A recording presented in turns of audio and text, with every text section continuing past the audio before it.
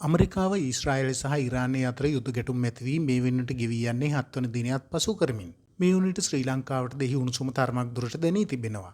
ඒ අතර පවතින ගැටුම්කාරී තත්ත්වය නිසාම ඊශ්‍රායලයේ උතුරු කලාපයේ සේවය කරන ශ්‍රී ලාංකිකයින්ට ආරක්ෂාව පිළිබඳව වැඩි අවධානයකින් පසු වන මෙන් ඊශ්‍රායලයේ ශ්‍රී ලංකා තානාපති කාර්යාලය ඉල්ලීමක් කර තිබෙනවා. ඒ අනුව හිස්බුල්ලා සංවිධානය මගින් ඊශ්‍රායලයේ උතුරු කලාපයට මිසයිල් ප්‍රහාර එල්ල කරන අවස්ථා ගන්න වැඩිවෙමින් පවතින බවට නිරීක්ෂණය වී ඇති බව ඊශ්‍රායලයේ ශ්‍රී ලංකා තානාපති නිමල් බණ්ඩාර මහතා ප්‍රකාශ කරමින් සිටිනවා.